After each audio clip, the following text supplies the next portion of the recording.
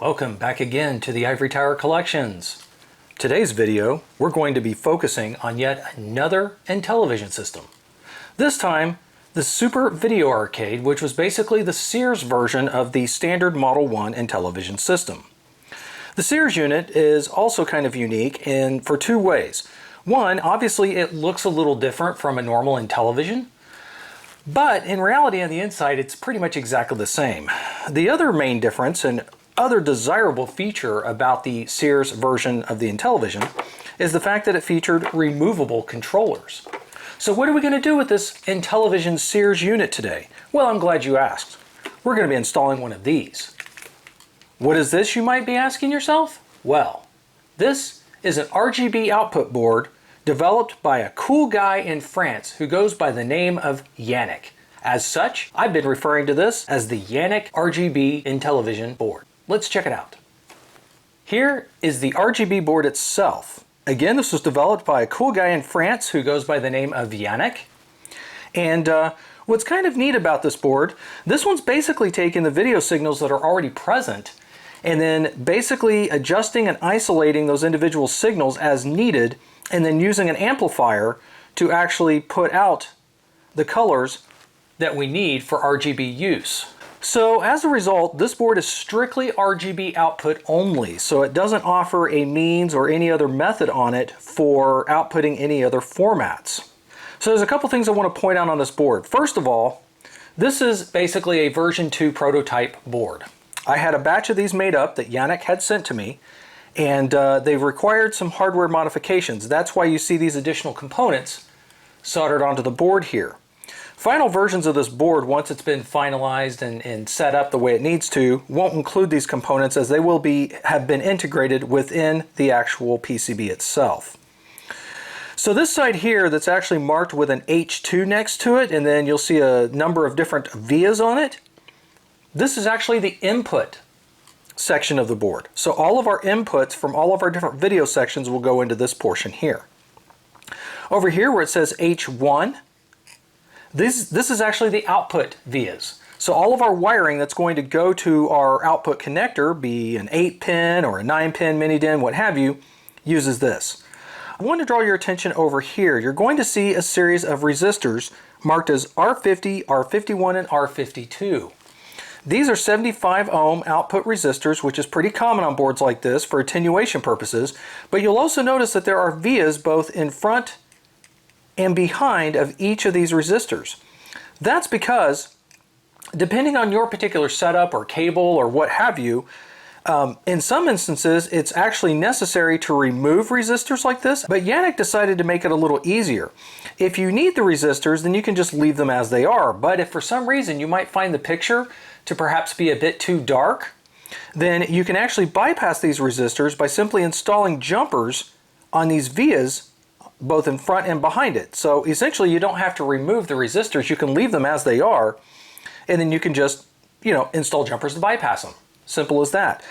Additionally, if you find that the signal or the output is perhaps still a little too bright, even with these resistors in place, then what you could do in that case is you could solder another set of resistors in front of each of these to increase the resistance by wiring them in series. And then instead of, and then you would just run your output wires for your red, green, and blue as required from the other end of those resistors if you should attach them instead of from the pads themselves here.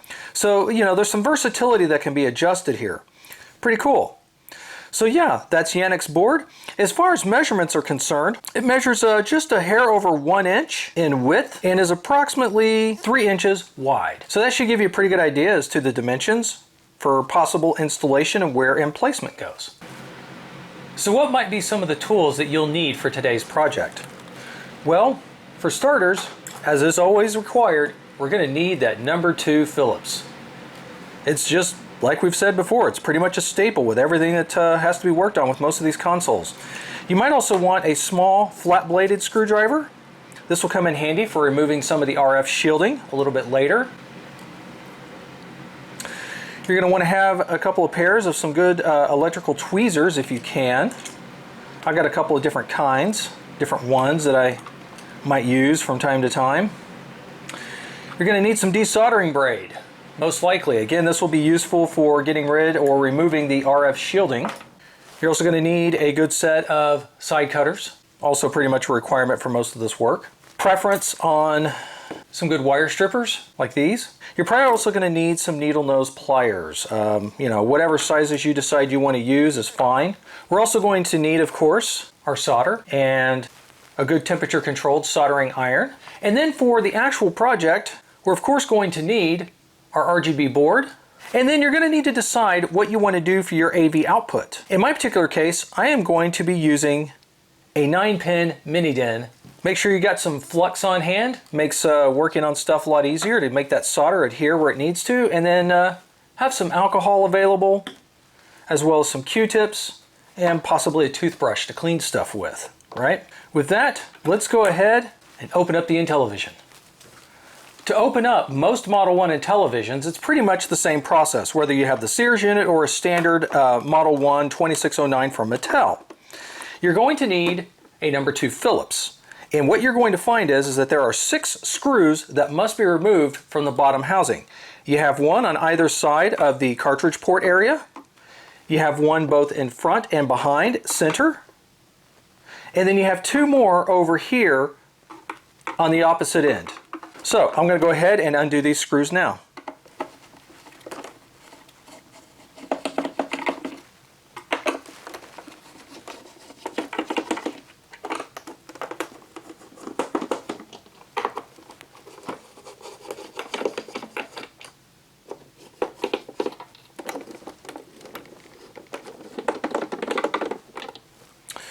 Once you have all the screws undone, I'm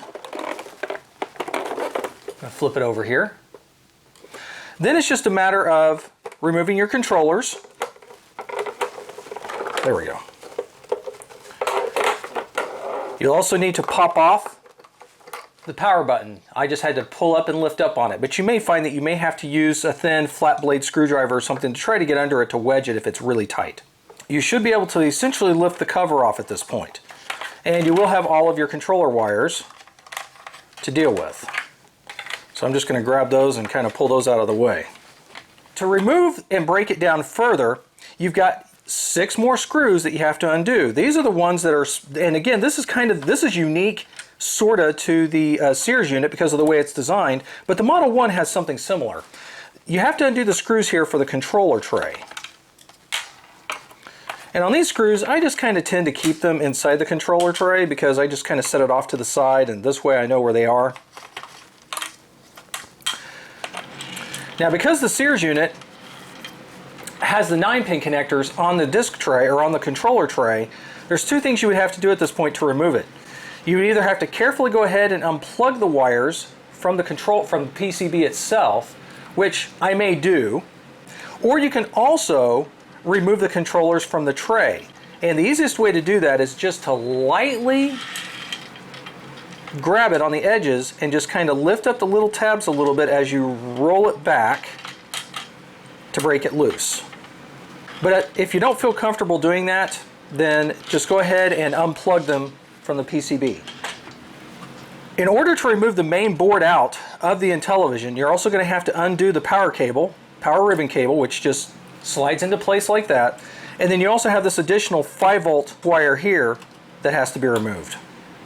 You won't need to remove the AC plug to the main power board because you don't have the Intellivision plugged in anyway, and we're not going to be working on this part. Everything that we're going to focus on is going to be just on the main PCB itself. But with all of that stuff removed and disconnected, you should be able to lift the main PCB out of the system so that you can clear everything else out of the way and continue on. One of the most difficult tasks that you're going to have to deal with once you have gotten your Intellivision open is removing all of the RF shielding on the original main board. So I'm going to kind of show you how I do this. There's really not too much of a science behind it. You will need a few things. This is where your desoldering braid is going to come in handy. Now, I've already removed most of the pieces on this, so it will be somewhat cheating, I suppose, in a way to show you what I do, but it'll be enough to give you an idea. So the main issue that you're going to run into when you're trying to remove the RF shielding is that you've actually got 2 separate sections that are soldered together and essentially sandwiching the main board between them. you have what will look like the bottom or the top RF shield, which is usually black in color like you see here, although technically this is the bottom of the main board. And then you have the shinier portion up on top, which is what you first saw when you opened up your Intellivision to begin working on it. You've got quite a few points of tabs that are all soldered in place that hold all of this together. You've got 3 on either side, like you can see here, and then you've got 2 on the cartridge end, and then you have 2 more on the controller port end, like you can see here. So getting these off of here can be kind of a bear. So I'll kind of show you the method that I'm going to use. What you're going to need to do is you're going to need to get your iron at a pretty high temperature. I've got mine set to about, looks like it's set to about 375 Celsius. And again, you're going to want to get something flat, like a small flathead screwdriver, for instance. And what I will do is I will basically have to use the desoldering braid, or wick, however you want to call it, along with the soldering iron here. And you're just going to have to soak up as much of this as you can.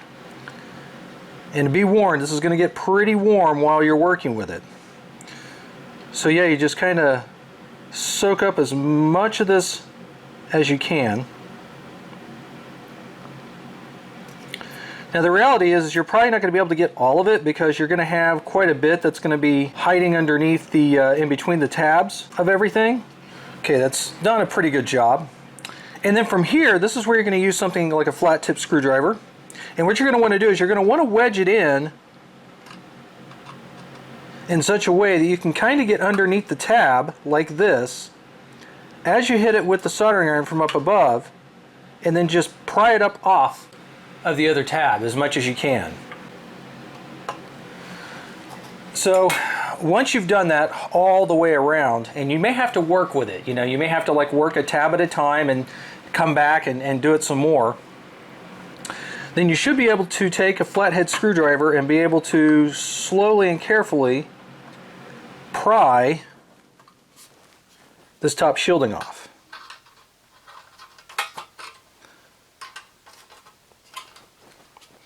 Now again, I've already desoldered most of the points on this, which is why this is coming off of here so easily, but this is basically what you would just have to do. You would just have to work one section at a time. There we go. And that takes off the larger of the 2 RF sections. For the smaller one on the bottom, and now I will admit that for this install, you don't necessarily have to get underneath this. You can, if you want, solder the points you need to from the RGB board, from the input lines. You could solder them directly to the pins on the chip, and I've done that in some installs. But I think a more secure method, and least likely to damage the chip at least, is actually to solder your wires on the bottom side of the PCB. And for that, you would need to remove the bottom board.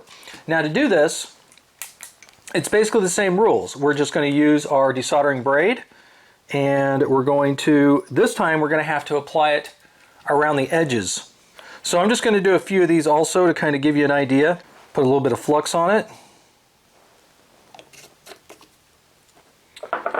Get my desoldering braid ready to go, and just kind of set it down. And now I still have the iron at a high temperature here.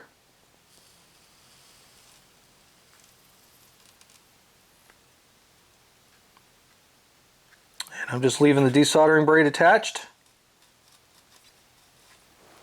like that. Now, similar to the other shielding, what you'll want to do at this point is you're going to want to see if you can get a flat-headed screwdriver or other tip up inside. The other thing you can do is to wedge it up underneath the slats, kind of like that. So that's another option as well, is to try to get it wedged up under there. There we go. And see, and I just kind of wedged up under it while I was letting it loose. And then I'm going to do that around the rest of the board. Now again, you've got 3 on either side. You've got the same 2 tabs on the cartridge end as well as on the near the controller pin sections. Now the other one where you're going to need your braid is going to be on the ground tabs. There is one extra section that's attached at the cartridge port end itself, there's a large section of ground pins.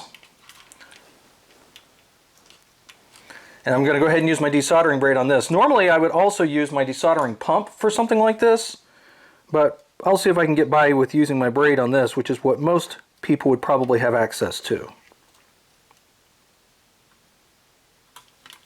Okay, I actually think I broke that loose while I was heating it up, even though there's still a lot of solder left in place. Oh yeah, I got it. Okay, so now I should be able to get this board off of here, clip itself back on. There we go. And that's off of there. Now we can continue on with the rest of the installation for the RGB board.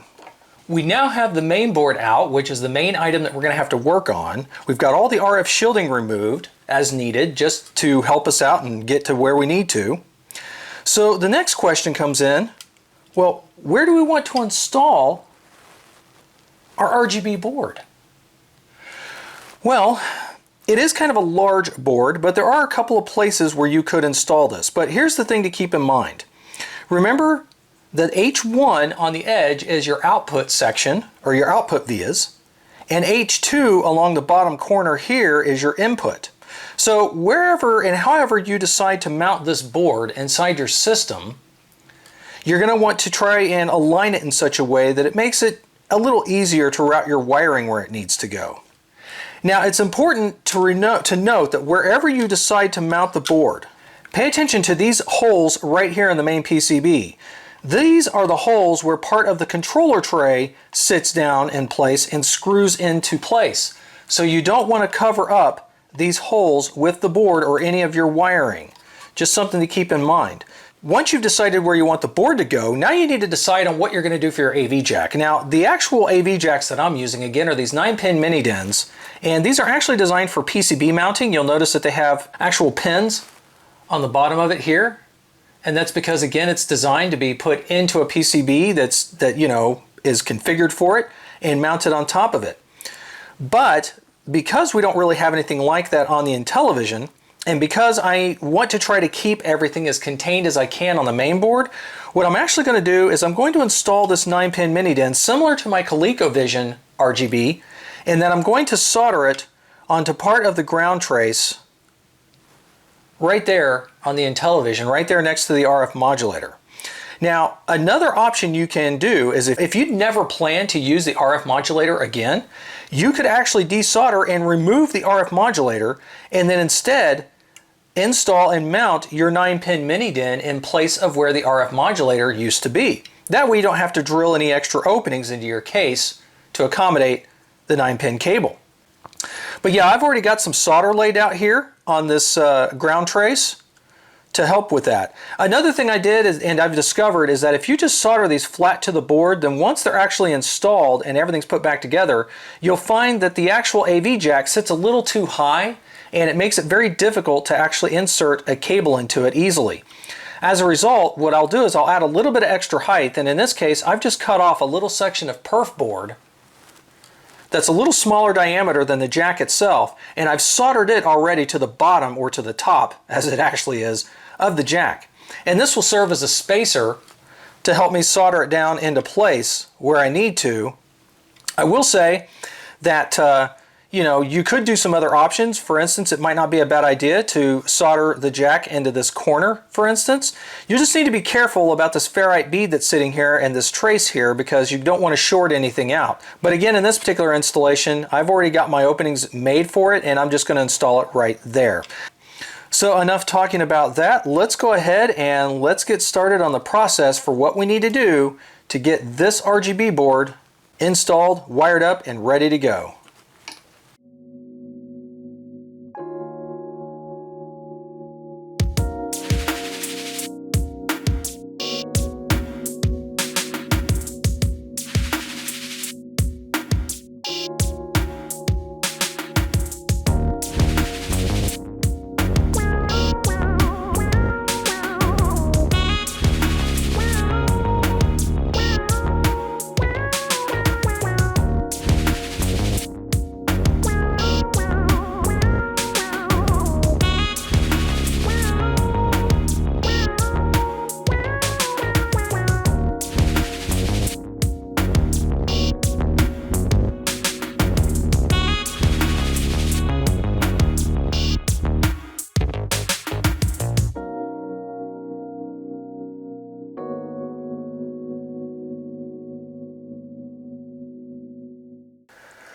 We're looking at the main board on the Intellivision at this time, and you will see that I've already got the RGB board attached to one of the system ROM chip ICs here next to the RF modulator. And this is where my final placement for this board will go. There's plenty of room for it, and everything has a fairly short distance where it needs to go. But let's talk about what needs to attach to what, because really we're ready to start wiring everything in. Let's start with the input lines first, which is actually marked here as H2 on this particular version of the board. And it's important to note that there are no identifying markers on this, so I will make sure to have a graphic or something over here on this side as I'm going along to describe this so that you can orientate how it's laid out and understand. So we're going to go from the left to the right here, and on this section here, the very first one is going to be our audio input. Now, most of the time, you can grab the audio from off of the RF modulator section, and there's nothing wrong with that. But because it's closer, and I also happen to know it'll work, I'm going to actually grab my audio from this leg of this capacitor here. You'll notice there's already a wire attached to it, and that's the audio input that goes to my composite upgrade board that I've already got installed. Next to that is our video input lines from pins 8, 7, 6, 5, and 4 from off of U10, the color IC chip right here. So we're focusing here on U10, the color chip. On most IC chips, pin 1 is usually going to be the one in the lower left-hand corner when it's with the notch facing towards the left. So again, what we're looking for is there's 1, 2, 3. We're going to be using pins 4, 5, 6, 7, and 8 for our input lines going here. And again, they are measured out as pins connections 8, 7, 6, 5, and 4. And then next to that, we have our +5 and our ground. So ground can be gotten from anywhere on the system board along the outer traces, like over here, which is probably where I'll grab the ground from. And in fact, if I'm not mistaken, this is a ground trace right here, so I'll probably just attach the ground wire directly to this part here. And then we also have the 5 volts right here. So again, 5 volts and then ground. So the +5, I'm actually going to probably do the same thing. I'll probably just solder it off of this trace along here. So yeah, I'm going to put my 5 volts right here. There's this actually a 0 ohm ferrite bead that comes directly off the 5 volt line. So I'll just solder my 5 volts there. I'll probably solder ground over here. And then I'll need to attach my data lines for the video signal from pins 4 through 8 off of the color chip. But for that, I'm actually going to do that on the bottom side of the IC right here. I'll just loop the cable around because I find it easier to actually solder to the base of the pins versus to the IC chip in most cases. So in this case, now that I've got the board flipped over and kind of upside down, this is now pin 1 down here in the lower right, and then 2, 3, 4, 5, 6, 7, and 8. So from here to here are the pins that I'll need to attach for my video input signals. I'm going to go ahead and do that right now.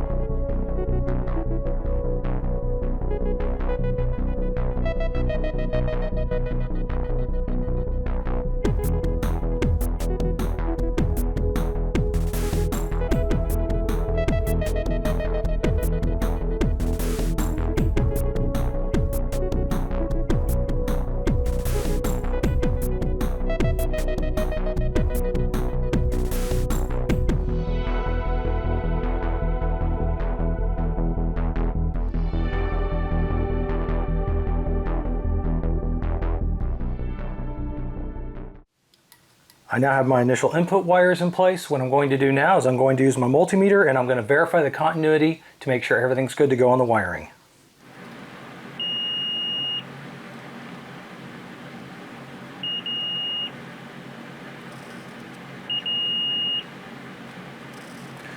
Okay, continuity testing checks out good. What's left to do now is to go ahead and solder my output wires to my actual AV jack that I've also got installed.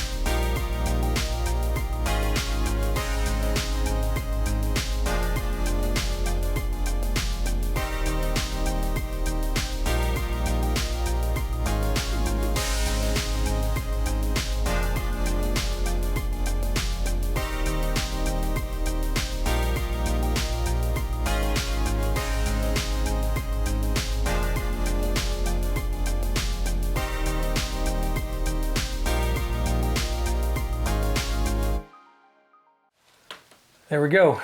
Everything's now soldered in from my 9-pin mini DIN jack to the output pads on the RGB board. What I'm going to do now is I'm going to get my multimeter back out, put it in continuity mode, check for any shorts, make sure I have good connectivity where I expect it, and then we'll be able to at least button it up enough to be able to give it a test. Check it out. I now have the Intellivision put back together just enough for being able to test it. I've got a controller plugged in here. I've got my LTO flash cart plugged in so we can check out and select a few different things. I've got my 9-pin RGB SCART cable here from the AV connector I soldered in, going into a RetroTink 2X SCART plugged off over here to the side into this little flat panel TV via HDMI. Now the gray line that you see in the middle, you can ignore that. That's because this TV isn't it's not a good TV. It's good enough for bench work, which is why it's here. But anyway, let's power it up and see what we get. There's a brief pause there while the LTO's flash is loading up. And first thing we'll do is we'll do a quick diagnostic test to make sure everything on the Sears Intellivision is working well. Now, because this is a Sears unit, I'm going to be using a version 4 of the test cartridge. Okay, controller port's working well. That is the STIC, the stick test, and graphics ROM.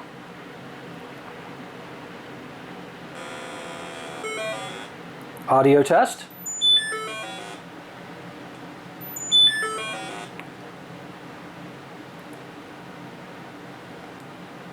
More graphics tests.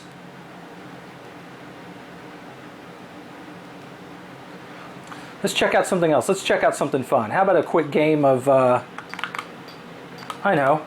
about some Mystic Castle?